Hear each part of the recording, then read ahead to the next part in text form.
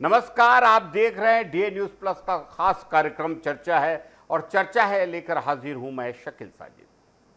तेल से take retake तक यह सिर्फ एक सफर नहीं माना जाता है, बल्कि भारत के कारोबारी इतिहास की सबसे बड़ी ट्रांसफॉर्मेशन स्टोरी।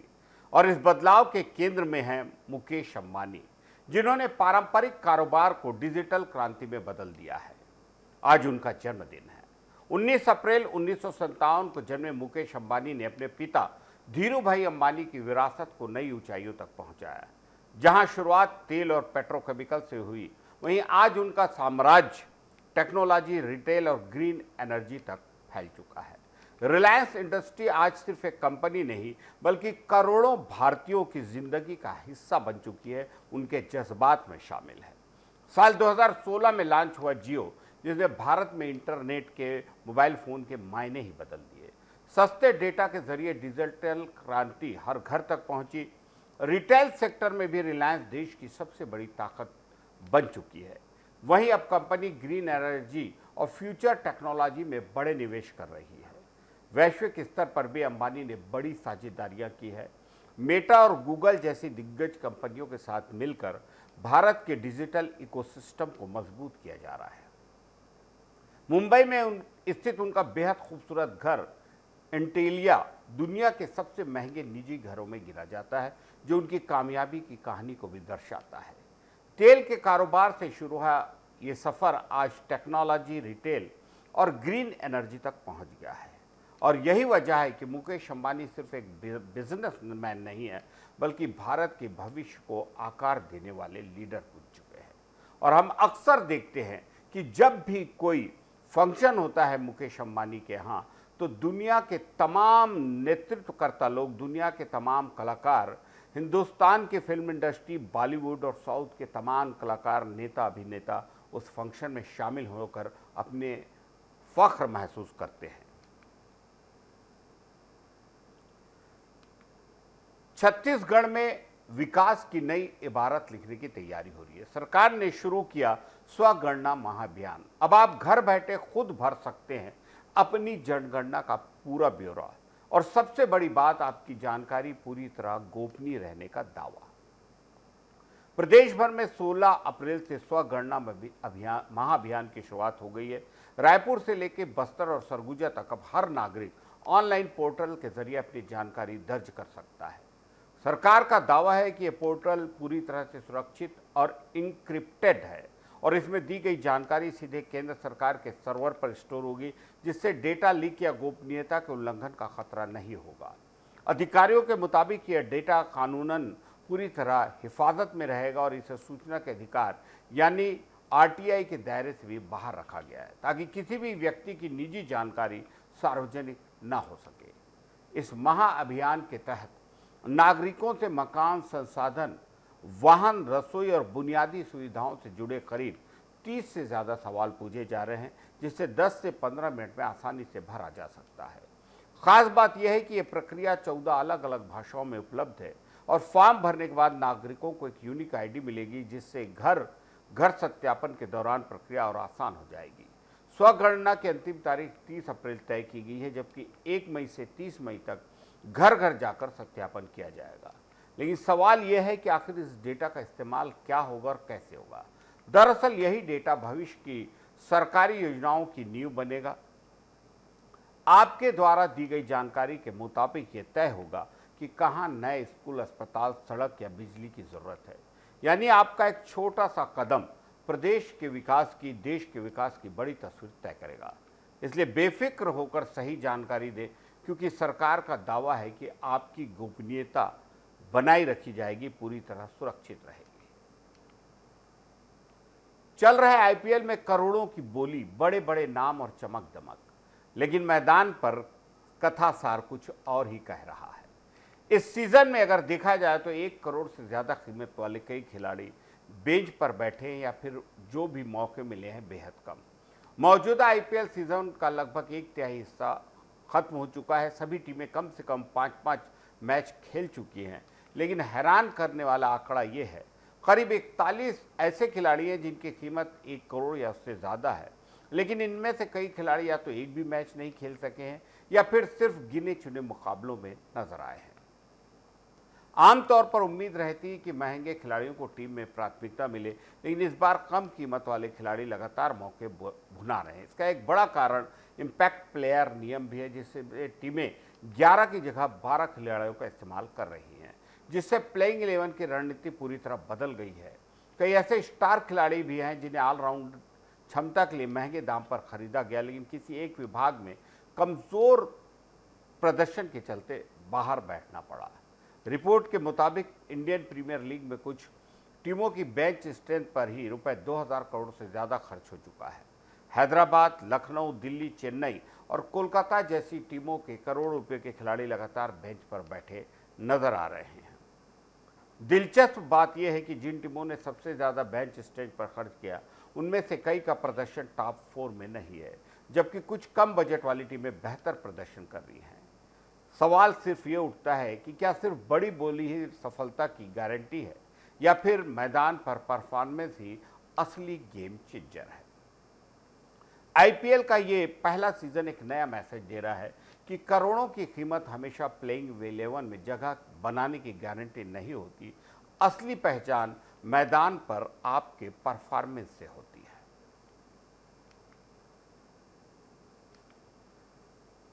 खेल की एक और खास खबर, छत्तीसगढ़ में खेल जगत के लिए ऐतिहासिक पल। कबड्डी में देश का नाम रोशन करने वाली खिलाड़ी संजू देवी को राज्य सरकार ने बड़ा सम्मान दिया है और पहली बार किसी खिलाड़ी को 50 लाख रुपए की प्रोत्साहन राशि प्रदान की गई है।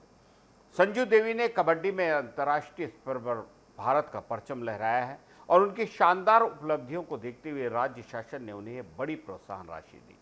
ये सम्मान समारोह नया रायपुर स्थित उप मुख्यमंत्री और खेल मंत्री अरुण साव के निवास कार्यालय में आयोजित किया गया, जहां खिलाड़ियों और खेल अधिकारियों की मौजूदगी रही। इस दौरान चिंगपारा कबड्डी क्लब को कबड्डी मैट भी प्रदान किया गया, जिससे स्थानीय खिलाड़ियों को बेहतर प्रशिक्षण मिल सके। संजू देवी का सफर किसी प्रेरणा से कम नहीं। कोरबा जिले के छोटे से गांव केरा कछार से निकलकर उन्होंने अंतर्राष्ट्रीय मंच तक अपनी पहचान बनाई और उन्होंने एशियन कबड्डी चैंपियनशिप और विश्व कप में भारत का प्रतिनिधित्व किया और विश्व कप में शानदार प्रदर्शन करते हुए संजू देवी ने भारत को जीत दिलाने में अहम भूमिका निभाई। बताया जाता है कि संजू ने अकेले ही कई महत्वपूर्ण मुकाबलों में भारत के लिए पॉइंट्स जिताए और उन्हें मेरिट वैल्यूबल प्लेयर के खिताब से भी वहां नवाजा गया। संजू देवी जुलाई 2023 से बिलासपुर के बहतराई आवासीय कबड्डी अकादमी में प्रशिक्षण ले रही हैं, जहां नियमित अभ्यास और फिटनेस ने उनके खेल कबड्डी को नई ऊंचाइयों तक पहुंचाया। खेल मंत्री अरुण साव ने कहा कि सरकार का लक्ष्य है कि राज्य में खेल और खिलाड़ियों को लगातार आगे बढ़ाया जाए और ऐसी प्रतिभा को हर संभव सहयोग दिया जाए।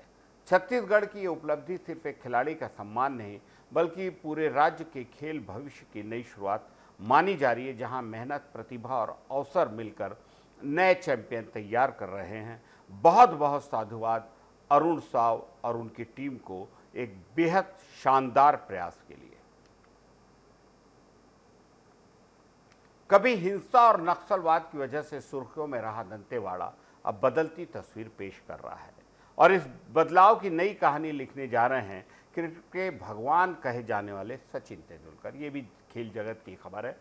22 अप्रैल को सचिन तेंदुलकर अपने परिवार के साथ दंतेवाड़ा दौरे पर पहुंचेंगे। इस दौरान विष्णुदेव साय भी उनके साथ मौजूद रहेंगे। ये दौरा सिर्फ एक कार्यक्रम नहीं है, बल्कि जिले के बच्चों के लिए प्रेरणा का बड़ा अवसर माना जा रहा है। सचिन छिंदनार, पोटाली और जावंगा जैसे ग्रामीण इलाकों में बच्चों से सीधे संवाद करेंगे। कार्यक्रम के दौरान वे ग्रामीण और इस आश्रम के स्कूली बच्चों के खिलाड़ियों और प्रशिक्षकों से मिलेंगे और उन्हें खेल के क्षेत्र में आगे बढ़ने के लिए प्रेरित करेंगे।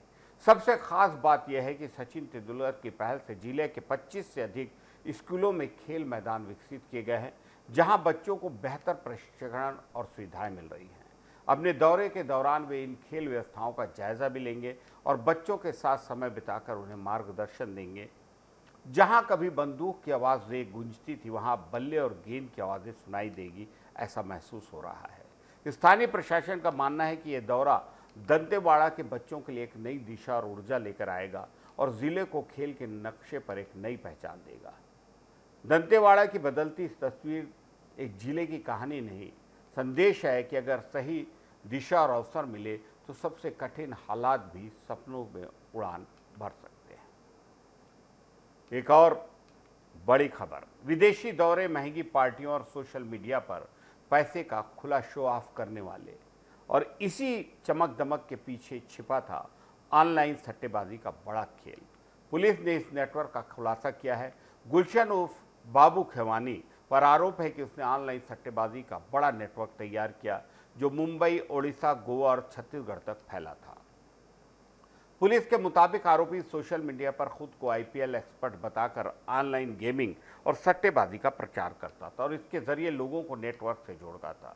उसके फेसबुक, इंस्टाग्राम और यूट्यूब पर करीब 2.5 लाख फॉलोअर्स थे, जहां वह लग्जरी लाइफस्टाइल, विदेशी यात्राएं और महंगी पार्टियों को वीडियो डालकर लोगों को आकर्षित करता। पुलिस जांच में सामने आया कि आरोपी पहले भी 2023 में खम्हाटी पुलिस की कार्रवाई में शामिल था, लेकिन उस वक्त प्रतिबंधात्मक कार्रवाई के बाद छोड़ दिया गया। इस बार पुलिस ने करीब 2 हफ्ते की रणनीतिक कार्रवाई के बाद आरोपी को 26 सहयोगियों के साथ गिरफ्तार किया। जांच में यह भी संकेत मिले हैं कि इस पूरे नेटवर्क में 20% कमीशन का सिस्टम चल रहा था और इसमें कुछ लोग विदेशों से भी जुड़े हो सकते हैं। पुलिस अब आरोपी बाबू खेमानी की संपत्ति, निवेश, सहयोगियों और पूरे वित्तीय नेटवर्क की गहराई से जांच कर रही है ताकि इस अवैध कारोबार की पूरी जड़ तक पहुंचा जा सके। सोशल मीडिया की चमक दमक के पीछे छिपा यह काला कारोबार पुलिस की गिरफ्त में है। जांच जारी है और बड़े खुलासे होने की संभावना है। बाबू खेमानी से हास्य, टाइमिंग और दमदार एक्टिंग का जब भी नाम आता है, बॉलीवुड में खूबसूरत सा चेहरा याद आता है अरशद वारसी। उनके जन्मदिन पर हम उन्हें बधाई देते हैं। अरशद वारसी ने अपने कैरियर की शुरुआत एक डांसर के तौर पर की, लेकिन जल्द ही उन्होंने बॉलीवुड में अपनी कॉमेडी टाइमिंग से अलग पहचान बना ली। 2003 में आई बेहद खूबसूरत फिल्म मुन्ना भाई एमबीबीएस ने उन्हें घर घर में पहचान दिलाई और सर्किट के किरदार ने उन्हें एक स्टार बना दिया। कॉमेडी का नया चेहरा आया। इसके बाद गोलमाल, फन अनलिमिटेड जैसी फिल्मों में उनके कॉमिक टाइमिंग ने दर्शकों को खूब हंसाया और कॉमेडी फिल्मों में उनकी पकड़ मजबूत हो गई। अरशद सिर्फ कॉमेडी तक सीमित नहीं रहे, उन्होंने इश्किया और जॉली एलएलबी जैसी फिल्मों में गंभीर और दमदार अभिनय भी करके दिखाया। चाहे कॉमेडी हो या सस्पेंस, अरशद वारसी ने हर किरदार में अपनी अलग छाप छोड़ी और यही वजह है कि आज भी उनकी गिनती इंडस्ट्री के सबसे टैलेंटेड एक्टर्स में होती है।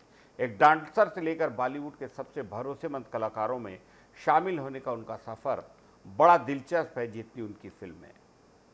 उम्मीद है कि आने वाले वक्त में अरशद वारसी अपने अंदाज से दर्शकों को यूं ही हंसाते रहेंगे और इंटरटेन करते रहेंगे। डीए न्यूज़ प्लस की ओर से उन्हें जन्मदिन पर बहुत सारी बधाइयाँ।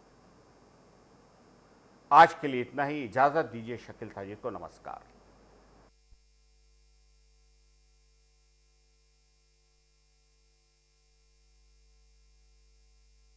बिरला बाल्को का बड़ा साम्राज्य व्यवसाय और ये कंपनियां देश हित के लिए बड़े व्यवसाय के साथ सेवा समर्पण, कई मंदिरों का निर्माण, आस्था का केंद्र, कई अस्पतालों का निर्माण जहां देश विदेश से लोग उपचार कराने आते हैं। आज देश के अंदर लोग सुरक्षित नहीं, लोग इतना कब कौन शिकार हो जाए।